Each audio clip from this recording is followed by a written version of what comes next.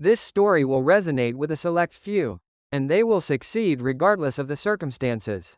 By the end of this video, if you're convinced that you're one of those few, engage with this content repeatedly. Take the time to reflect on it over and over. If you're not convinced, feel free to turn off the video without hesitation. It's simply not intended for you. Hello, this is Self-Heal. You will succeed. Starting today, I'm committed to ensuring that happens, no matter what. Today, we'll explore insights from Bob Proctor's The Art of Living. A book you could read twice a day and still want more. I'll share my thoughts as we discuss it together. This video is part 1. Part 2 will arrive tomorrow, and parts 3 and 4 are scheduled for Monday and Tuesday of next week, completing the series. I'm going all out because I want to help transform your life's paradigm. Before we delve in, there's one critical point. You need to understand to change a life you're dissatisfied with, you need 95% mindset and 5% strategy. Let me repeat that: 95% mindset and 5% strategy. If you're questioning why mindset is crucial, you can leave now. Nothing will work for you. More accurately, this may not be your time yet, because you lack the necessary mindset. The truth is that whether you're trying to diet, read, or make a significant life decision, you won't succeed at anything without the right mindset. You'll continue to lose money on investments, remain stuck in the same place, and nothing will change. Only those who achieve that 95% mindset shift will truly see change. Yes, people can change. Ignore the 9 out of 10 people who claim that change is impossible. You are 1 out of 10. People do change. Try repeating this: the body is a tool of the mind. Say it to yourself, even quietly: the body is a tool of the mind. If you attempt to change your body first, you'll fail every time. The mind must come first. Your thoughts, your mindset, and your brain need to shift to a healthier state first. Repeat this dozens of times each day. Few individuals understand the power of thought as deeply as Bob Proctor, the author of this book. He faced overwhelming debt and didn't finish school in his 20s. Yet, he built companies in 89 countries, transformed countless people's mindsets, and changed their lives before passing away last year. In this series, we'll use Bob Proctor's unique term, not just mindset but paradigm. That sophisticated word we use to sound knowledgeable? It's the key to everything in life. Paradigm is everything. There's no such thing as luck or coincidence. There's a law of success, and it revolves around shifting your paradigm. You must never forget or overlook this fact. Deeply internalize it, immerse your thoughts in the law of paradigm, and contemplate it constantly. That's when significant life changes will occur. I share this with you from my own experience, feeling the weight of this realization. Let's dive in. You've likely tried countless self-help methods to achieve your goals but have found little success. You've heard advice like think positively, visualize what you want, or set ambitious goals, yet it strangely doesn't seem to help in real life. Why does this happen? For those whose inner foundation isn't solid. Yet, hearing these words can create the illusion that success will magically manifest without much effort. However, the path to success is challenging, and the climb is tough. Most people stop here and revert to their old ways. The issue lies with those who desperately want to change their lives. I understand they feel stuck. They follow all the advice but still wonder, when will it happen? Why isn't it working? Is this approach even right? Doubts accumulate. No matter how much they attempt to think positively, visualize, or set goals, it doesn't produce the desired results. And no one explains. Experts from various fields, successful individuals, motivational speakers, professors, and philosophers, you have listened to them all, yet the core solution feels elusive. I'll tell you why today, because they don't know either. They've already internalized a successful paradigm and live by it, so they can only teach you the 5% strategy.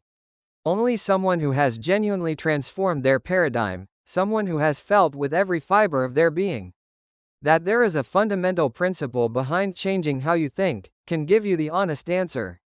What ultimately determines our long-term success or failure is our paradigm. Our paradigm governs our daily lives and our entire existence. This revolutionary concept shows us how to address every situation we face. Unfortunately, it's a fact that most people overlook this. However, it is precisely what you need to focus on: changing your paradigm. That is all you need to do. So, what is this paradigm? The concept closely resembles the cybernetic mechanism used in physics, and the best analogy to explain it is a thermostat. Imagine it's suddenly become cold, and you set your home's thermostat to 27 degrees Celsius. But then an interrupter appears. Our heat-loving daughter flings the window wide open. As the indoor air cools down, the thermostat activates, working to reach the set temperature of 27 degrees Celsius and stopping only when it hits that mark. An airplane's autopilot system operates on a similar cybernetic mechanism. Once the plane takes off, the pilot engages the autopilot. This cybernetic system and shifts to a supervisory role. Pilots don't manually fly the aircraft for 14 hours like we drive a car. Thanks to this mechanism, the pilot can go to the back, eat, or use the restroom. Even if the plane encounters turbulence and veers off its designated route, it's fine. The mechanism steps in and corrects the course, much like the lane departure prevention systems in modern cars. Returning to the original pot, that's the key. I mentioned that this concept resembles a cybernetic mechanism. Let's apply this to our daily lives. Imagine a man who is 30 kilograms overweight and decides to lose weight. He starts a diet and, in a burst of determination, loses 5 kilograms right away. But what happens next? At some point, he starts eating foods he shouldn't. This is his existing paradigm stepping in to pull him back to his usual self. For those unaware of this fact, dieting is incredibly challenging. For those who understand it, though, it becomes straightforward. It's not just about losing weight, it's about the monumental task of replacing an old paradigm with a new one. Your paradigm encompasses every word, sound, sight, and touch etched into your life. A massive habit, a collection of genetic patterns passed down through generations. It's essentially youth image you hold of yourself, your soul, so to speak. Therefore, your diet isn't just a diet. It's the starting point for erasing your old paradigm and adopting a new one. However, people don't view diets in that way. The same applies when you strive for a higher salary, try to build a reading habit, or aim to transform your life. Because they don't know how to utilize this new paradigm, people struggle to understand the resistance they face every time they attempt to change their eating habits or start going to the gym. 9 out of 10 fail, and those who fail keep saying, "People don't change." Your existing paradigm controls everything, from the new foods you eat to exercise, and every single thing you do. Feelings that salads taste bad or that exercise is exhausting. That's all due to your old paradigm. To achieve your goals, you must change your paradigm. Actions don't come from how much you know, they naturally flow from a shifted paradigm. Those who don't understand this can never live the life they desire. The author discovered that many wildly successful people are unaware of the reasons behind their success. They had unknowingly built an excellent paradigm but didn't understand what a paradigm was. That's why they can't even explain the secret to their success or pass it on to others who need help. They don't know, they just happen to have a gray paradigm. So, when you ask successful people, they often respond, "I just did it. I guess I was fortunate." French writer Voltaire said, "Luck is a word we invented to explain phenomena influenced by unknown causes." It's not luck, it's a paradigm. You must change your paradigm to break the vicious cycle of briefly succeeding, only to fall back. Those moments when you were briefly healthy, slim, obsessed with reading, saw a skyrocketing income, or lived an ideal life, they will all revert if you don't change your paradigm. You need to understand what you're fighting against. Living without knowing what you're up against will never bring peace. So, how do you change your paradigm? You need to find a Type C goal. Let me emphasize, find a Type C goal. A goal that doesn't confine you. For example, if you were born as the child of Elon Musk or Bill Gates, what would you want to do with your life? Under that assumption, find the thing you truly want to pursue, the dream that's lingered as a faint afterimage, occasionally bringing you bittersweet feelings. Pull it out again. Keeping it locked away will never foster self-esteem. Self-esteem has nothing to do with how you were raised or what you were told. It comes from the confidence that you can do what you truly desire. The moment "I can do this" resonates deep in your heart, That's when you've found true self-esteem. People aren't perfect. If someone around you claims to be perfect, it's best to steer clear. They're not right in the head. We're never perfect until the day we die. As I've said before, perfection doesn't even exist. But listen closely, our potential is perfect.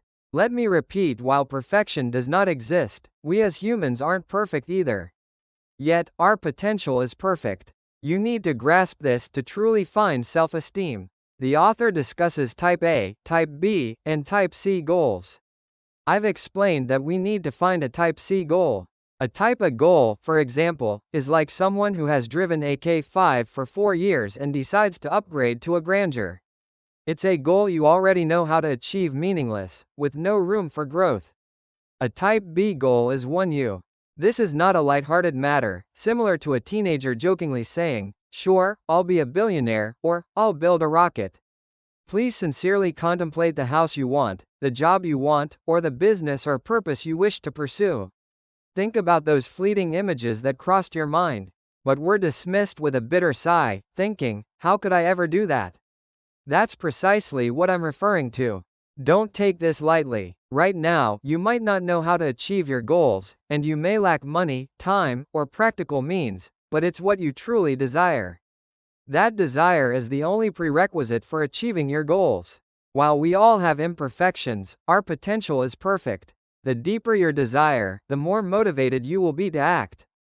Desire generates the energy needed for action, and it's vital to understand this. We constantly seek to express ourselves in more significant ways, which is why your current, constrained daily life can feel frustrating and unsatisfactory. We continuously want to achieve more. When you run, you wish to run faster. When you high jump, you aim to leap higher.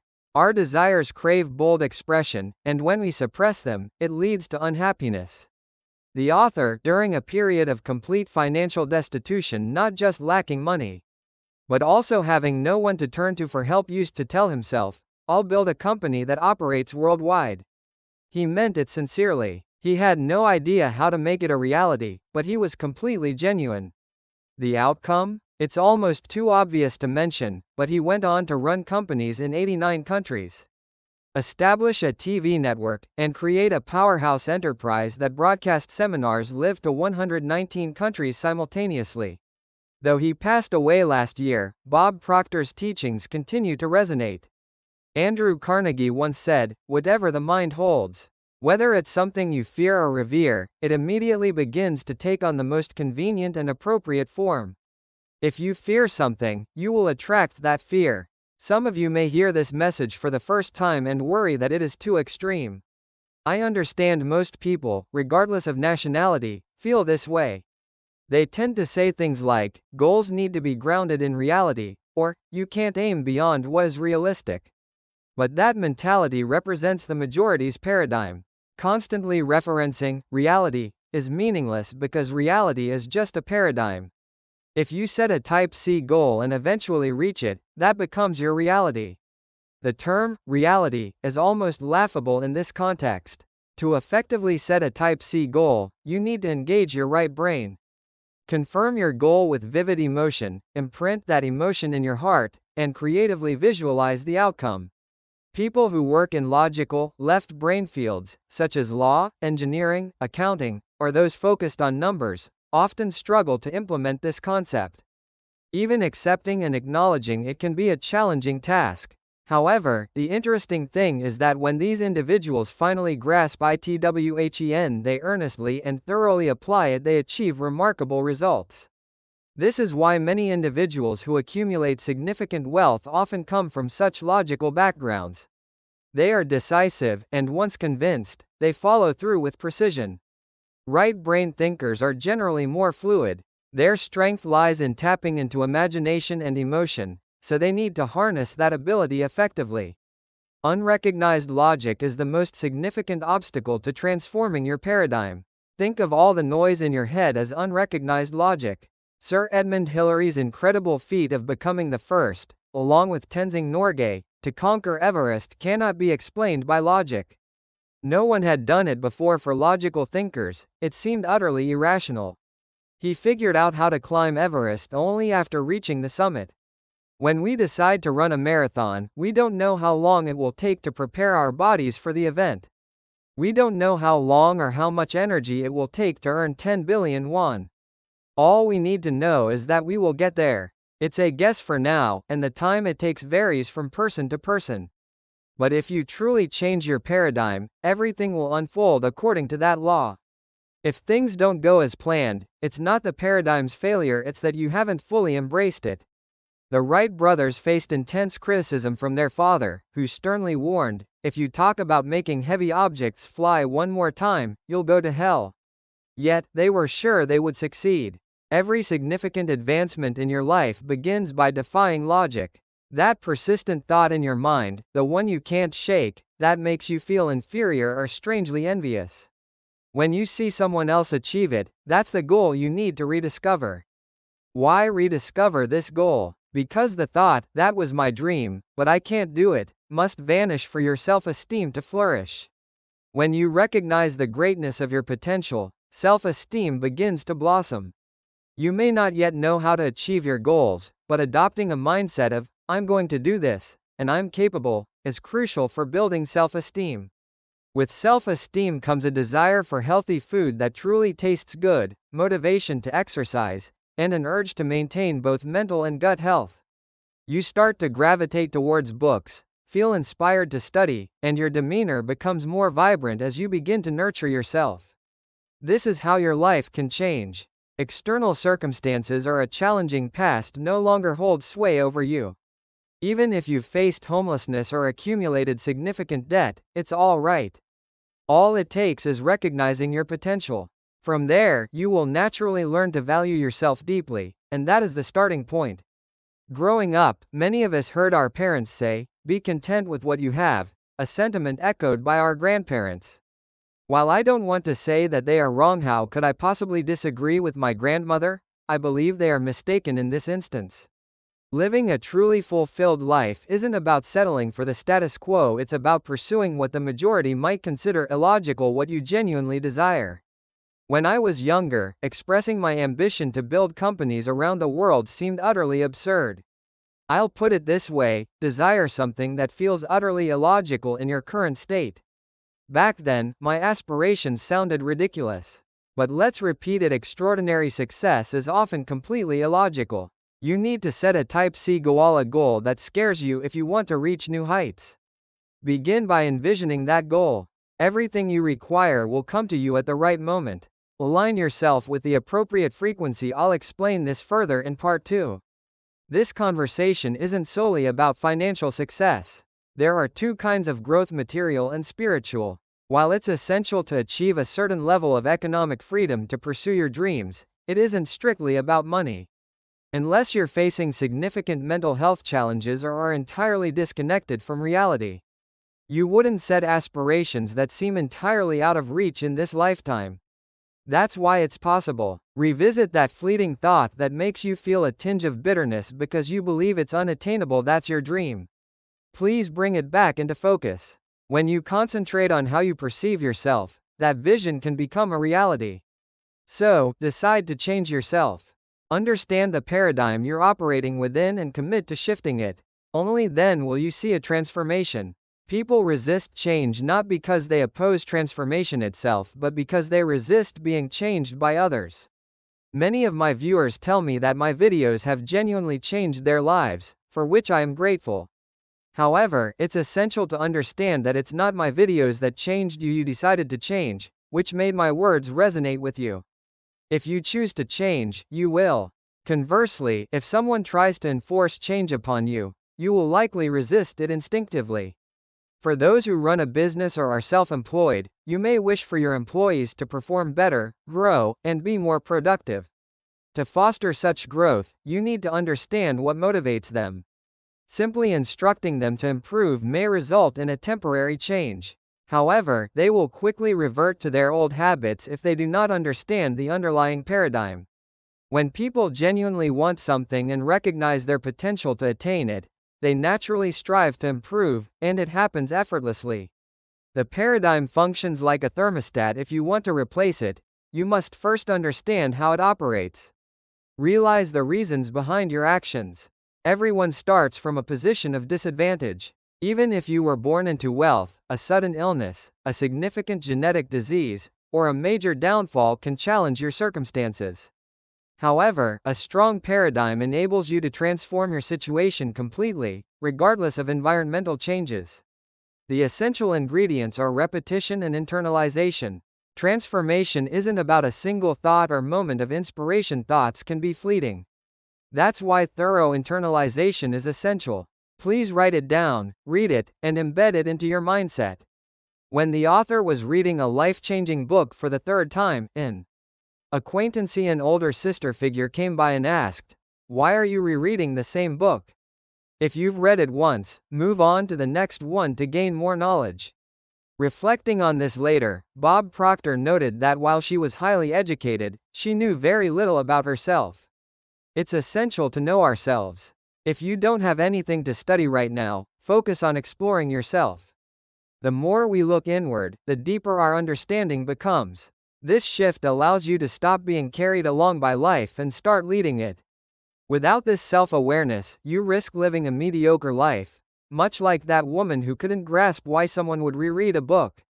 The author explains that when you read a life-changing book a second time, you don't just find parts you missed before you discover something new about yourself. Repetition can lead to a profound awakening. If you've found a transformative book or audiobook, embrace it and listen to it every day. Only through repetition can you internalize the paradigm you desire and change your life. You may have read books or attended lectures, jotting down how you want to live, where you want to go, what you want to do, and how much you want to have. Writing down these details helps create a clear vision. However, most people stop there. Despite vividly outlining that vision, without repetition, it won't penetrate your subconscious. Only through repeated exposure can you embed the thoughts and emotions connected to that vision into your mind. Let me emphasize this: write those thoughts repeatedly to internalize them. This practice is how you progress to the next level.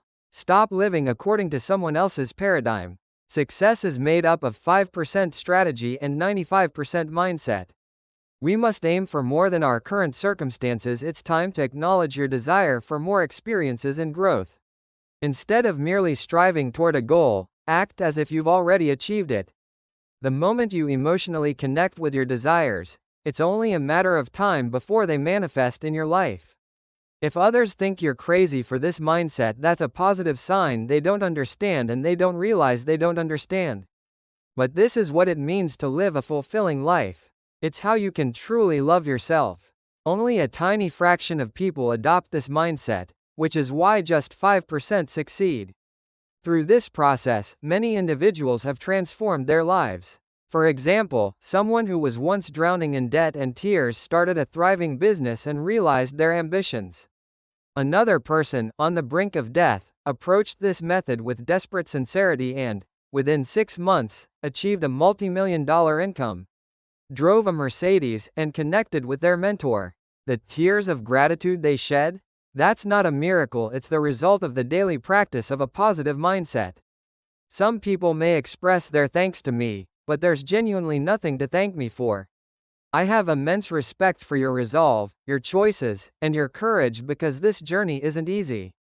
Humans should strive to live fully. That's where true happiness lies. By embracing this journey, your determination to grow already radiates a positive influence. When you truly embrace self-esteem, you'll transform into a completely different person at a different level and in a different dimension. You'll eat better, move healthier, learn more, and naturally speak kinder words. You'll become a role model, more compassionate, and genuinely encourage others. Ultimately, you'll achieve success and share your abundance. Is there any greater positive influence than that? So, please don't simply watch this video once and move on. Take the time to pause, rewatch, reflect on it thoroughly, and digest it fully. 5 years from now, when you look back on today, I hope you'll marvel, when did I become this person? I wish you a life free from worries about health or retirement. The key to success is right here, and I'd like to address it first today.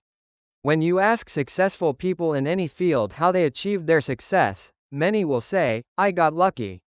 While effort certainly plays a role, if you ask them how they were able to put in that effort, they often cannot explain it. They fail to realize that they possess a success-oriented mindset guiding them toward their achievements. They might attribute their wealth to real estate or stocks, thinking it's due to a 5% strategy. However, the genuine factor behind their success is a 95% success-oriented paradigm that was already instilled within them. Many people assume these individuals succeeded because they are intelligent, but intelligence has little to do with it. If someone has a flawed mindset, they will struggle, regardless of their education.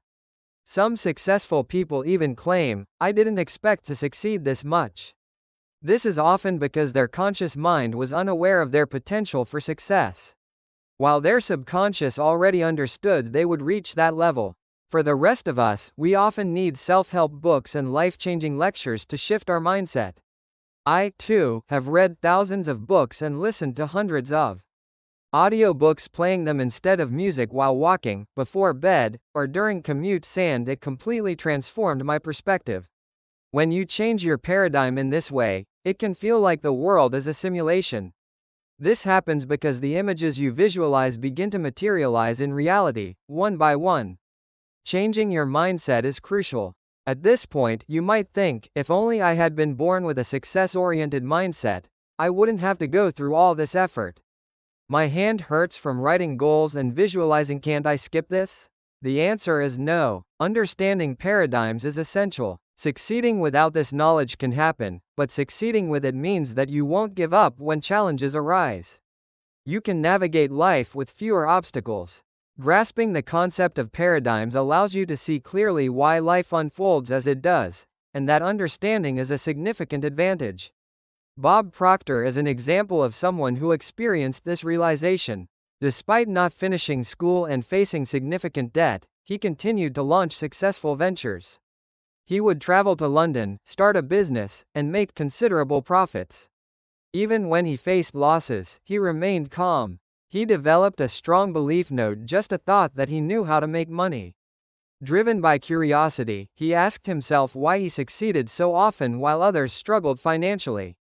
Seeking answers, he turned to Earl Nightingale, a legendary figure whose audiobook he had listened to over 100 times. Through this, he recognized that something intrinsic drives people and shapes their lives. This led to a profound awakening. I hope you understand the monumental significance of this realization. The moment you truly grasp this concept, your life can change significantly. That's why it's more beneficial to succeed with knowledge about paradigms rather than without it. When we begin to understand how our minds work, we can change the game entirely. Therefore, don't waste your time and energy on pursuits that lack value. We are all born to excel in something. Take just 2 minutes each morning to sit quietly, undisturbed, and ask yourself, what do I genuinely want to do? If you seek to escape the feeling of dread that comes with thinking about your day, 2 minutes is a small commitment. Ask yourself, do I want that? And be sure to provide an answer. You need to find your path. From now on, if someone tells you, real estate is the safest and best way to get rich, don't pay attention. Why? Because it's not your path. By digging deep and reflecting on that earlier question, many have realized that real estate wasn't right for them. So, close your ears to distractions, and whenever your heart wavers, ask yourself, do I truly want this? Keep asking yourself until you find the answer. The answer isn't out there, it's all within you. Seek fulfillment in your work, not just money that leads to a happy life. The author shares a story about a woman from his book. She was once a dancer in Las Vegas. In an interview, she recalled, I knew I wasn't good enough to become a world-class dancer, so I quit. Instead, I loved baking pastries, so I went to France and got a job at one of the top patisserie shops there. She became one of the world's top pastry chefs. Reflect on this story, it should resonate deeply with you. Though it sounds simple, it's remarkably inspiring. Why? Because people often say, you don't even speak French, how are you going to France? How will you find a place to live? How do you know that the bakery will hire you? These are the kinds of thoughts that hold us back. Once you know what you want, the best step is to find a mentor and learn. But many people get stuck by their mental barriers. What will others think? Am I too old to pursue this? Earl Nightingale once said, "If you knew how little thought others put into their opinions, you'd stop worrying about what they think."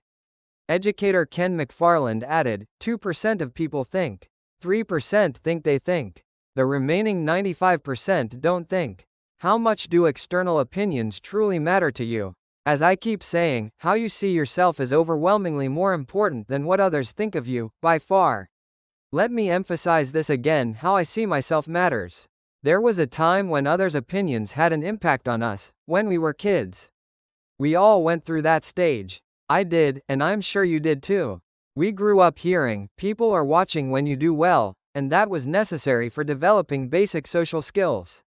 But why do those opinions still influence crucial decisions in our lives? Others' views should only shape your behavior to the extent of maintaining manners and etiquette. The way you live your life and the decisions you make, that's an entirely different matter. Suppose you allow others' opinions to dictate your choices as you grow older and reflect on your life. In that case, you may realize that those opinions were ultimately meaningless and didn't shape your life at all. When you genuinely focus on how you see yourself, things will begin to align one by one. Please take a moment to check in with yourself today. Are you choosing your path? Are you moving toward the life you envision? Or are you merely surviving, struggling day by day? Fall in love with the thought you value most. We often discuss our ideal type, which refers to the idea you are completely in love with. It's not an unattainable concept. Success is the process of consistently turning valuable ideas into reality. What does the outcome of your desires look like, that grand vision? That's the life you need to pursue. Have you found that fulfilling picture? Then speak and act as if you've already achieved that dream. That's how you change your paradigm. Imagine, repeat, and internalize the vision. Even if the process is unclear, focus on the outcome. What do you look like when you achieve that outcome? What do you want to look like? Describe that image in detail and repeat it consistently so that it flows without obstruction. Many people set goals, write them down, and put in effort, but they never actually reach those goals. They go through cycles of ups and downs, become tired of the endless repetition, and eventually stop, standing still in a daze. Wondering, "Where am I now?" They measure their success by how high they've climbed, but they are not moving forward. They keep revisiting the same paths, saying, "This is how I used to be." That's all they have. They're trapped in the past. Instead of contemplating, "How am I living, and how will I live?" they remain stuck in the past tense, and their lives come to a standstill. I urge you to imagine your desired outcome first. When you consistently input your ideal vision through repetition, there will be a moment when you genuinely feel it: "I'm going to live that life." When that occurs, everything flows naturally and beautifully without obstruction. Bob Proctor emphasizes that this is the law of the universe. However, remember this: if it feels forced, if you're struggling and pushing against something, you're going against the natural laws of your paradigm. If you think you've found what you want but still find it challenging to get up in the morning, not due to a physical issue, but a mental one, you haven't truly discovered it yet. When you genuinely identify the life you want, the small obstacles become insignificant as you move purposefully toward your goal. They bounce off you. Not wanting to get up in the morning? That's a minor issue. If you've properly shifted your paradigm, these minor problems will resolve themselves naturally according to the law. Let me emphasize this again: it should flow without obstruction. If everything aligns and, when you envision your outcome, even if you don't yet know the process, you feel as if a blockage in your heart has lifted, that means you've found it. You're on the right path, and your body will naturally move by the law. The future and success are created in the minds of people like you and are brought into reality. Think about the outcome. You may not know how long it will take or how much energy it will require, but when you embrace this approach, you'll understand precisely what I'm talking about. You might miss the deadlines you set for your goals, but remember that deadlines are merely for momentum. What matters is that you will get there. If you have truly shifted your paradigm, everything will unfold according to this law. It's inevitable. Money will naturally follow. The income you earn will correlate to the challenges you overcome. Once you visualize that picture, you'll pursue it with such sincerity that it becomes hard to replace, and you'll do it effortlessly. This, too, should flow without obstruction. As a result, money will come in just as smoothly. I love this quote from Napoleon Hill: "If you have a desire, you can also achieve it.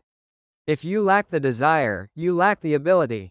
Ability comes with desire. If you have the desire, you possess the ability. Tune yourself to the frequency of the value you want.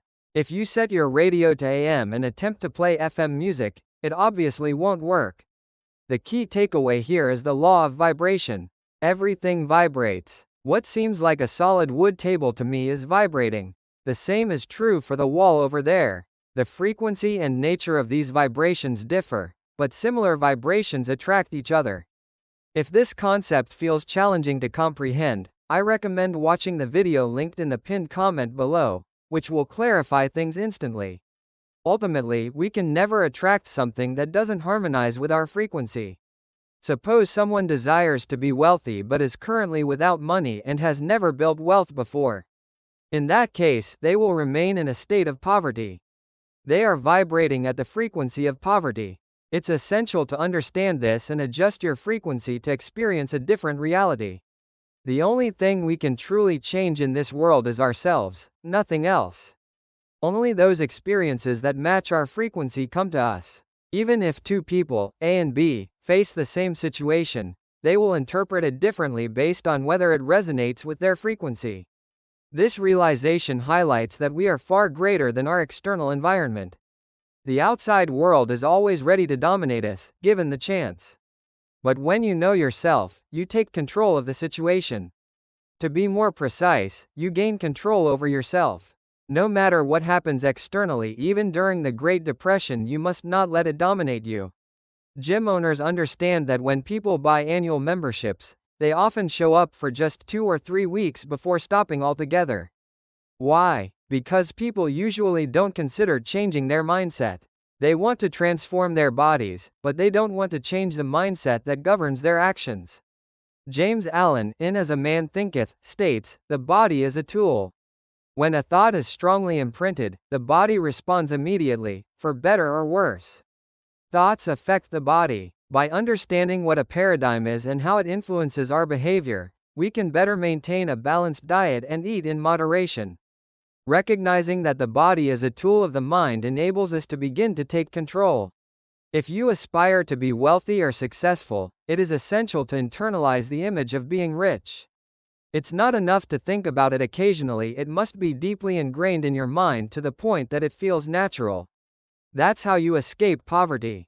Don't merely think about wanting to be rich once and then continue to live in a state of poverty. I also emphasize the importance of learning and studying. You might say, "I'm not a student, what do you mean?" Let me explain. There is a concept known as the law of polarity, which means that everything has an opposite or a contrasting side: left and right, hot and cold, up and down, inside and outside. Extend your left hand, then your right hand. Let's label the left hand as representing the negative side, which is ignorance, and the right hand as signifying the positive side, which is knowledge. Ignorance breeds doubt and worry. When you internalize doubt and worry, it creates a vibration of fear within you, and this fear manifests outwardly as anxiety. In essence, anxiety is an expression of fear born from doubt and worry, which in turn stems from ignorance. Therefore, anxiety can be seen as a form of ignorance. Conversely, the right hand symbolizes knowledge. Truly knowing something means believing in it, which drives out fear. This belief leads to a state of well-being. When you see, you eliminate anxiety, and that knowledge inevitably expresses itself through you as a vibrant and joyful state. So, what does it mean to know? It means to understand. How do we come to understand? Through studying. If something makes you anxious, it's likely because you don't understand it. Study that subject, understand it, gain knowledge, build belief, and live well. Does the path you wish to take feel uncertain? Do you want it but are unsure if you can achieve it? If so, what should you study? It all comes back to you studying yourself. Dig deep into who you are. It sounds straightforward, yet very few people do it. Why? Because they lack purpose. Without a purpose in life, there is no motivation to study. Schools don't teach this, so you have to discover it for yourself. What do you want? What is your purpose? What goals do you need to set to achieve it? What studies should you undertake? In his early days of knowing nothing, Bob Proctor found himself cramped in an airplane, writing on a piece of paper. He wrote down the number 1 followed by 6 zeros, $1 million, which is about 1.3 billion won in our currency. At that time, he had no money and was drowning in debt. Naturally, he had no idea how to earn $1 million. However, by writing it down, he began to notice what successful people were doing to make that kind of money. He realized that they didn't rely on just one source of income. That's how he learned, that's how he studied. By thinking deeply about it, relevant ideas caught his attention, and knowledge naturally accumulated. Before long, he became confident with money. Keep learning. The philosopher Eric Hoffer, who reflected on the longshoremen, said, "Those who are learning will inherit the earth." The key is not in those who have learned but in those who are actively learning. Bob Proctor, while studying the paradigm of success, repeatedly emphasized that people are happy, healthy, and wealthy because they are in a state of learning. Once you find your goal, you will discover something to study. If you still don't know what to study, start by examining yourself. Humans have been so obsessed with elevating their intellect that they've neglected to understand themselves.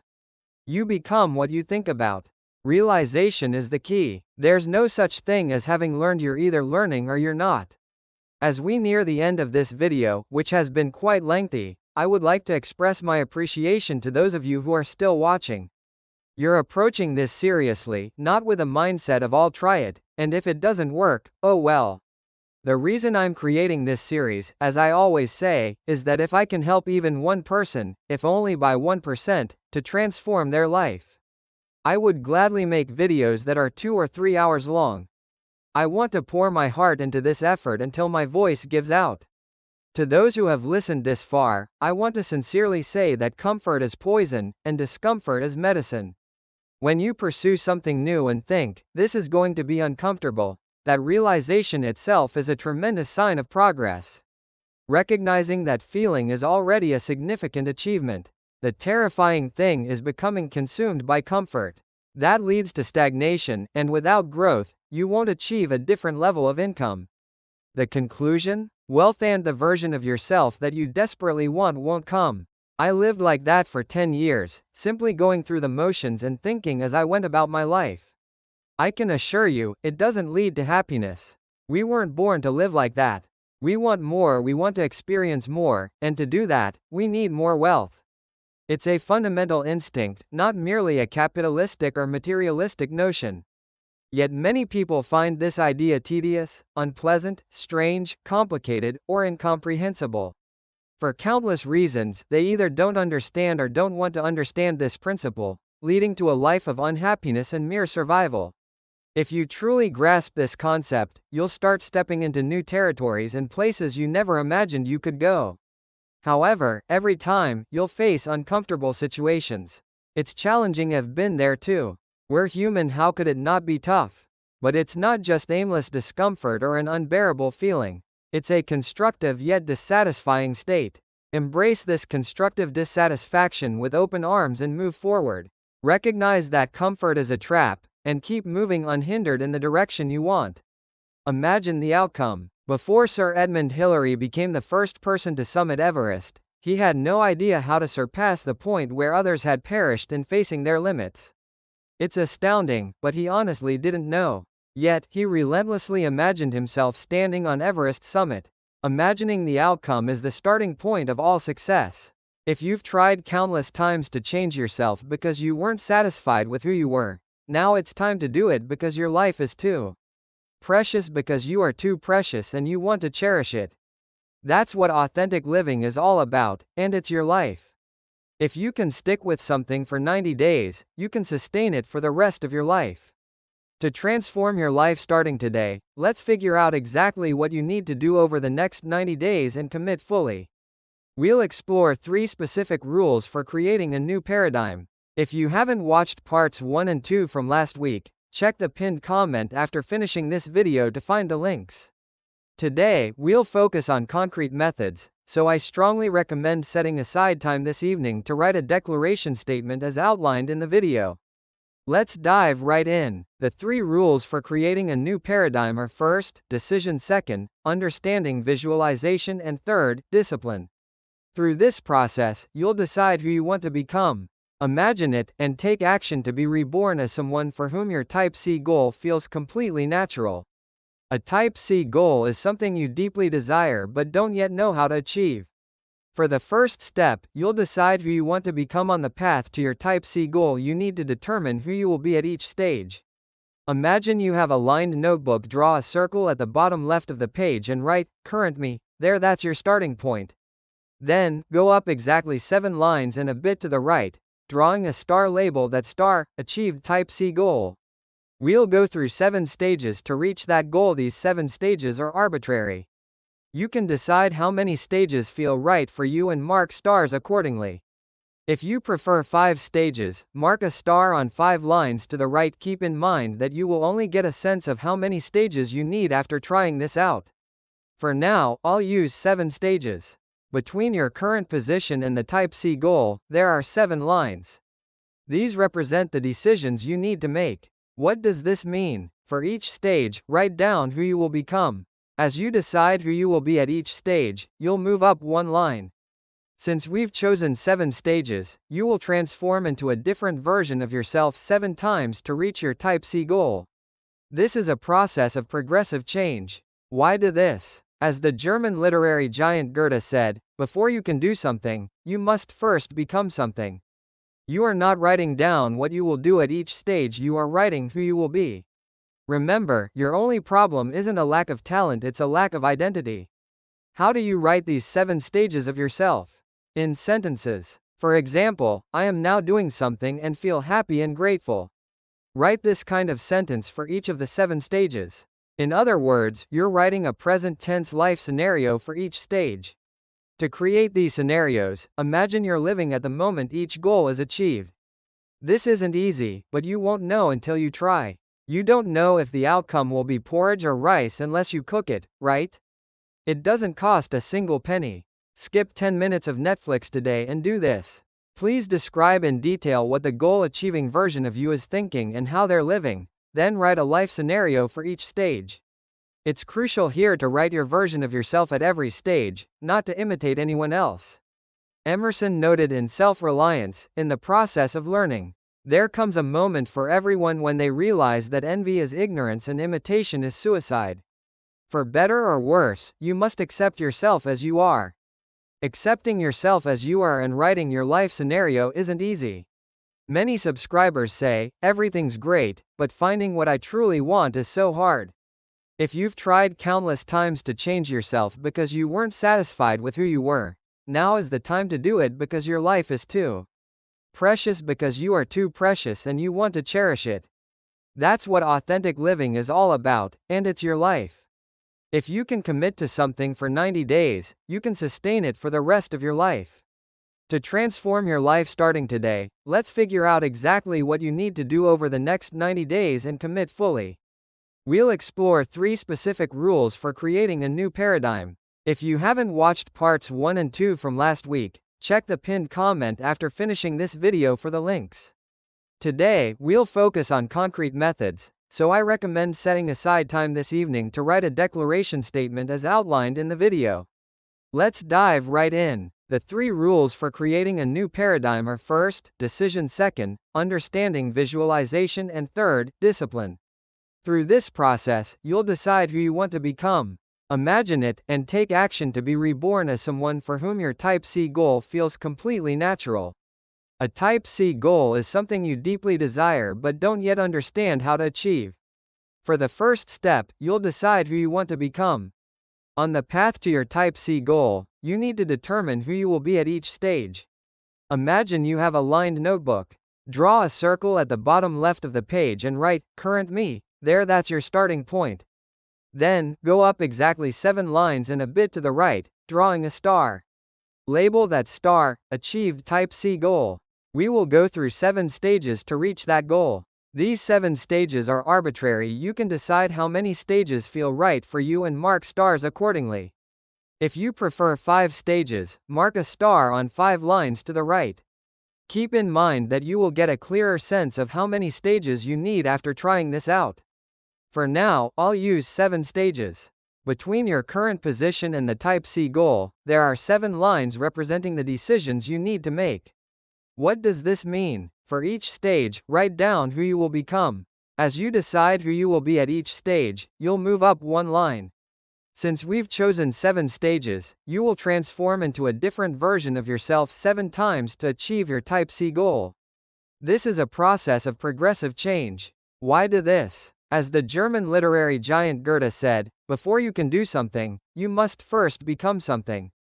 You are not just writing down what you will do at each stage, you are writing about who you will be. Remember, your only problem isn't a lack of talent, it's a lack of identity. How do you write these 7 stages of yourself? In sentences. For example, I am now doing something and feel happy and grateful. Write a sentence like this for each of the 7 stages. In other words, you're creating a present tense life scenario for each stage. To create these scenarios, imagine you are living in the moment each goal is achieved. This isn't easy, but you won't know until you try. You won't know if the outcome will be porridge or rice unless you cook it, right? It doesn't cost a single penny. Skip 10 minutes of Netflix today and do this. Please describe in detail what the goal, achieving version of you is thinking and how they are living, then write a life scenario for each stage. It's crucial to write your version of yourself at every stage and not to imitate anyone else.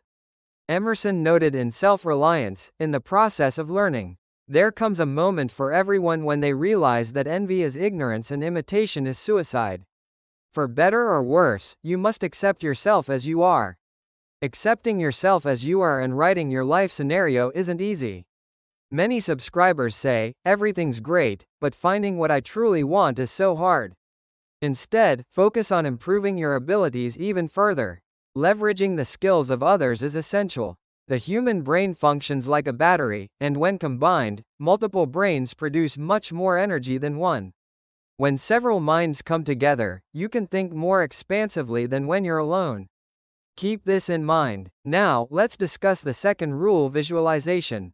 I've mentioned visualization approximately 500 times in my videos so that it may feel familiar to you. However, here's a reality check: you know what visualization is, how to do it, and what effects it can have. You know it all, but you don't practice it consistently. Many people only engage in visualization sporadically when the thought comes to mind and then stop. Remember, the key to visualization isn't just how you think but how you feel. We act based on how we feel, and that's why we visualize reaching that feeling. That's the whole point of visualization. Even if it feels uncomfortable, you must consistently imagine starting from the outcome instead of moving toward it. You need to connect with that uncomfortable goal emotionally. When you practice something repeatedly, it eventually feels natural, just like driving. Let's explain this in more detail. The feeling you gain from visualization comes first, and action follows. Without that feeling, there is no action. We can only act rationally and logically after we have felt something. Our emotions drive all our actions, and the level of action we take is proportional to that emotional energy. I want to borrow a concept from Grant Cardone here. He categorizes people's actions into 4 categories: 1 doing nothing, 2 retreating, 3 acting at an average level, and 4 acting massively toward the outcome. Even after thinking, imagining, and writing down your goals, many people end up doing nothing, retreating, or merely acting at an average level. Let's break these down. 1. Doing nothing. This is a state of giving up and feeling exhausted. It may require no energy or effort, but that is not true. The boredom, lethargy, and lack of purpose associated with doing nothing force us to expend time and energy justifying this state. It may feel comfortable, but you're wasting energy in a strange, painful way. If you find yourself in this state, wake up quickly, redirect that energy, and start acting toward your goal. It's possible that your original goal wasn't truly yours, leading you to lose momentum. Reassess your goal. 2. Retreating. These individuals start strong but backtrack when faced with rejection or failure, assigning meaning to those setbacks. Where does their energy go? They waste time and energy justifying their retreat. If you find yourself wasting energy justifying your retreat, redirect it. 3. Acting at an average level, these people abandon their higher goals and revert to an average life.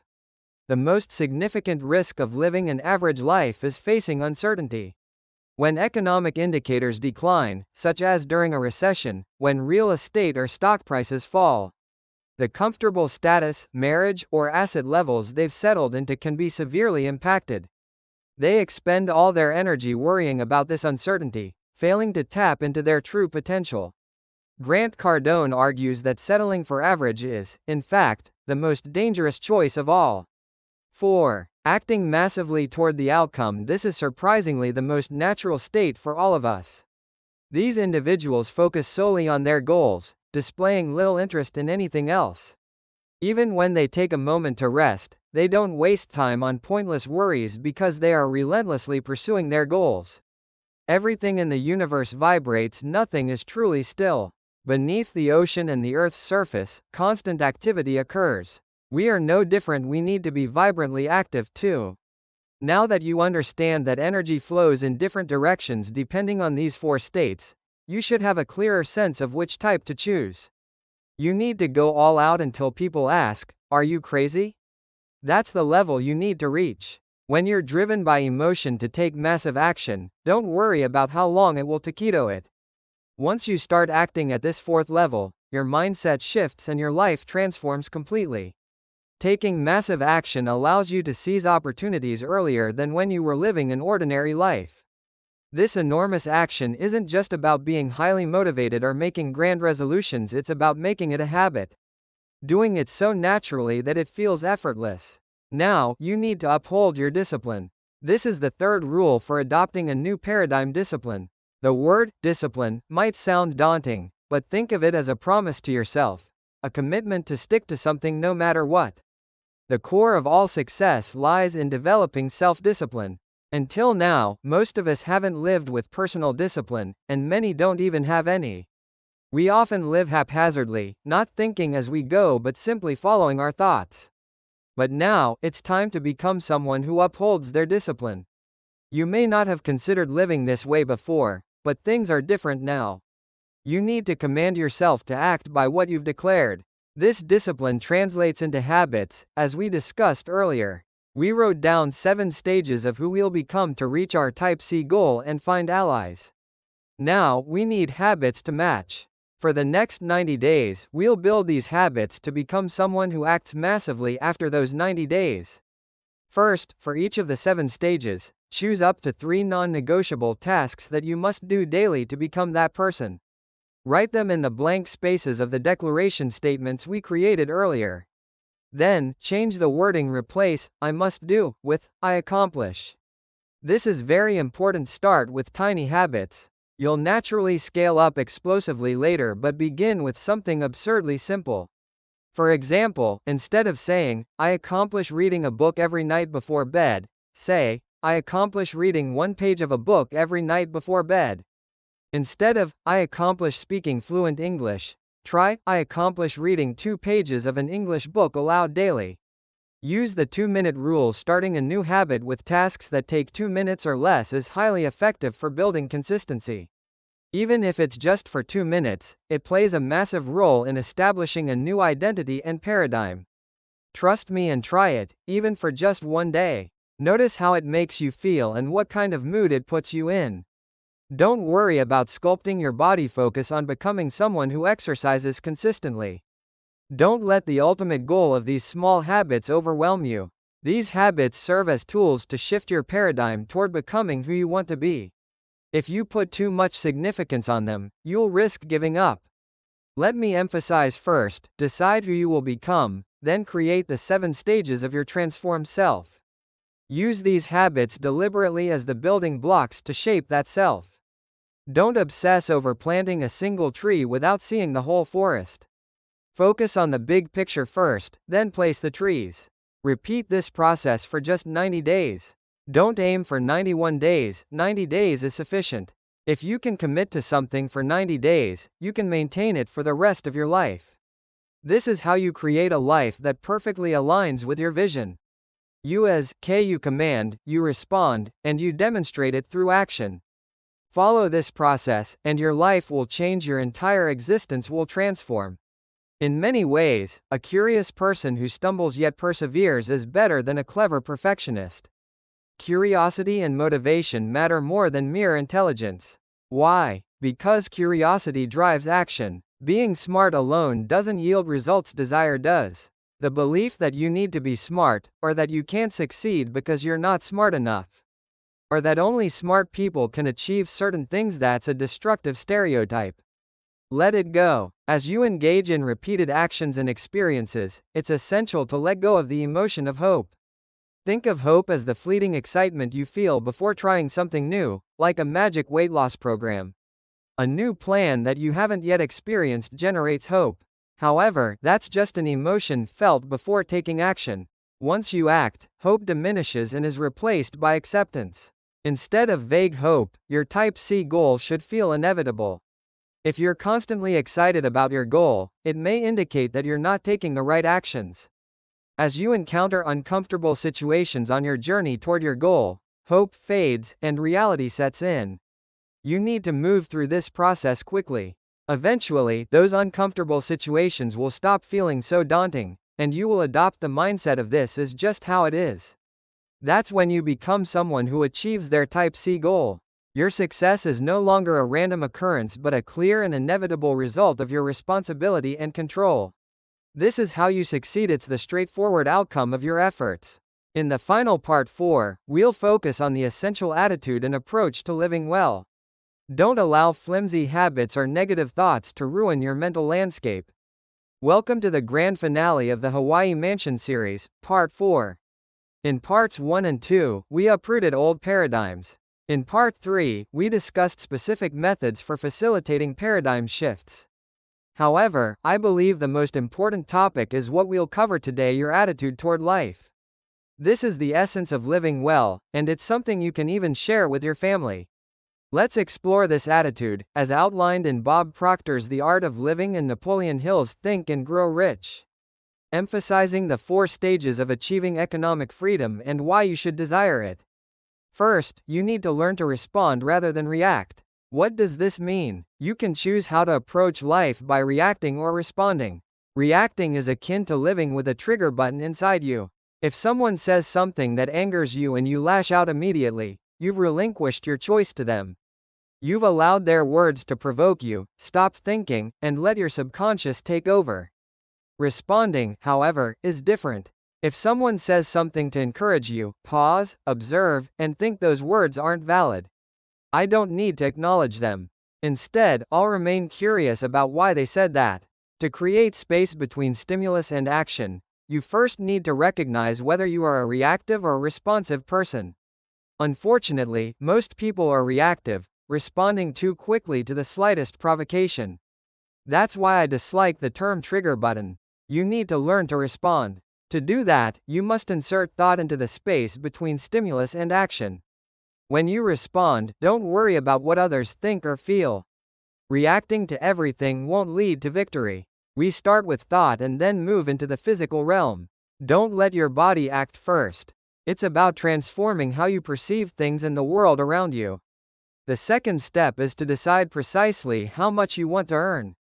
By living a life that focuses on responding rather than reacting, you can determine your earning potential. Until now, many of us have lived passively, allowing others to dictate our worth. However, your ability to earn money is fundamentally a matter of perspective. I'm not suggesting you demand more money without justification. There exists a law of compensation in the world, which we will explore in more detail later. The third step is knowing how to manage your time effectively. A paradigm shift can also transform how you perceive and utilize time. Why does a day feel longer for some and shorter for others? It's all about perspective. We need to learn to compress time. I previously made a video on the concept of time compression. But to keep it brief, a compressed file holds more content in the same space, and it's the same with time. You can accomplish more in the same time frame. Decide how much you'll earn, compress your time, and pursue economic freedom. You must truly desire this freedom. You cannot imagine how liberating it is when you no longer have to think about money. Many people feel responsible for others, but in reality, we are only responsible for ourselves. Let me emphasize this: I am responsible for myself. You teach children to be accountable, but you don't need to take responsibility for their entire lives. Whether you live freely or not is a deeply personal matter. This freedom isn't merely about leisure or a carefree lifestyle, it encompasses a concept far more extensive than the word freedom itself. Living authentically as your true self, that's true freedom, and it can be fully realized only when financial concerns do not bind you. Everyone has the potential to achieve economic freedom in a relatively short time, and this is an important truth to grasp. At the heart of this idea is a new paradigm. Now, let's discuss managing your mind on a larger scale. Train your mind. Take a crisp piece of paper and fold it a certain way, either horizontally or vertically. When you unfold it and refold it, it will follow the exact creases. Your mind operates similarly. Once trained, it follows that established pattern. Therefore, it's vital to train it properly. In this sense, habits are like a highway to success. However, many sayings about habits emphasize their negative aspects, making it appear as if people are slaves to their routines, dragged along by a downpour. From today onward, things are different. You must recognize that you have control over your habits. You can master, utilize, and direct them as you wish. So, train your habits. Don't let flimsy routines or negative thoughts destructively fill the vast landscape of your mind. Napoleon Hill said that habits are like actions lingering in the mind. When people repeatedly traverse a path, the ground becomes compacted, deepened, and widened until it becomes a real root. Choose to start solidifying a new path in your mind. Everything is difficult at first, but with each repetition, it becomes easier. While you're at it, clear away the obstacles around you and carve a deep, distinct path you can always find again. You've probably noticed people around you who are intelligent, talented, hardworking, and diligent, yet somehow struggle to achieve their goals and merely get by. They lack one essential quality: persistence. If you've resolved to carve a new path in your mind, you need to stick with it. This is the moment to commit truly. What do you need to maintain that persistence? Confidence. People give up because they lack confidence. Confidence isn't about being bold or aggressive in the eyes of others, it's the will to believe in yourself, a sturdy mental muscle. Napoleon Hill closely analyzed overwhelmingly successful individuals worldwide and identified common traits behind their rock-solid confidence. Among them, I would like to discuss the law of compensation and the golden rule, as these represent the most fundamental philosophies and attitudes toward life, transcending concerns with money or status. Please listen closely. Let's start with the law of compensation. There was a bank employee who, feeling despair over his situation, succumbed to the temptation of a stack of cash and stole it, then fled. For 18 years, he lived as a fugitive, wandering the world. During his time on the run, he became utterly exhausted, living in far worse conditions than he had 18 years earlier when he had no money. As the traces of youth faded and his strength diminished day by day, he finally gave up running. He returned to his hometown, found the local sheriff, and said, "I'm Bill Jones, the person you've been chasing for 18 years." The sheriff responded calmly, "Nice to meet you, Mr. Jones." Stunned, Bill repeated, "You don't understand, I'm the criminal you've been pursuing for years. I stole $3,000 from the bank 18 years ago." The sheriff replied, "Sir, we've never been chasing anyone like that." They checked the wanted files, and there was no record of any case involving Bill Jones. The bank where he committed the crime had hushed up the embezzlement to avoid public scandal. Unaware of this, the ragged wanderer had lived as a fugitive for 18 years. He nearly collapsed and asked if he could sit for a moment. For a long time, he sat lost in thought. To the sheriff, he appeared to be someone grappling with a desperate problem, trapped in a profound, dreadful mystery. He had been punishing himself. According to the law of compensation, he lived his life that way because of his actions. No one else knew, but Bill Jones did. The opposite is equally valid. Let's say you achieve what you wanted, that success. But no one acknowledges it. So what? Under the law of compensation, you get to live the life you wanted, savoring it happily day by day. You know how someone might suggest something questionable, saying, "No one will know." Your response, "I know," perfectly encapsulates the law of compensation. This law doesn't discriminate. Whether you use it to your advantage or disadvantage is your choice. Above all, this law is as immutable as the law of gravity. When you truly grasp it, you become a mature person. The human mind is incredibly fertile. Once a seed is planted, it unfailingly grows into a crop that matches that seed's nature. Unknowingly, every day, hour, minute, and second, we plant seeds in our minds. Without a plan, we thoughtlessly and unconsciously scatter random seeds through our judgments and thoughts. But that has to stop. Become a farmer who plants seeds according to a well-prepared plan and a meticulously crafted blueprint. Suppose you scatter random seeds without a solid mental plan and expect a proper harvest. In that case, you're violating the law of sowing and reaping. Even strong individuals may fall, but those who have stumbled can rise again. The starting point is always the mind. Transforming imagination into reality is simply a matter of time. So, what is the golden rule? One day, Napoleon Hill met a scientist who captivated him with the concept of the golden rule. The scientist stated, "There's no cure-all for every known disease. However, when the various cell groups in the body work in perfect harmony and cooperation, maintaining their natural functions, perfect health can be sustained." This idea intrigued Hill, while it seemed contradictory to assert that there's no universal cure for all diseases. The notion that perfect harmony among cells could lead to ideal health needed to be connected. He envisioned all the people in the world gathered together, forming a giant human figure. From a distance, this group resembled a colossal human body, with each individual acting as a single cell. These cells must work in harmony to maintain balance. Wanting to work half a day but get paid for a full day violates the golden rule. Likewise, thinking only of yourself and neglecting your obligations to others contradicts this principle. Taking what others provide without proper compensation also breaches this law. Examine the golden rule in your own life. Are you making excuses that prevent you from living authentically? Are you ignoring the life you're meant to lead, creating imbalance and living disharmoniously? You are standing at a critical crossroads. Open the door, and you can become anyone you want. You hold the key. Write down your primary goal 100 times. Speaking it aloud engages your vocal muscles, initiating the physical process of turning thoughts into reality. Writing activates the muscles in your hand, beginning the transformation of thought into physical reality. In this vast world, only one person will tirelessly work for your happiness and economic abundance. You. No one else can do this for you. In the past, I started by writing my goal 100 times and saying it 1,000 times. At that time, I didn't have anything tangible, but I didn't view it as lacking either. That was my starting point, the only starting point. What I spoke and shouted back then has now become my daily life.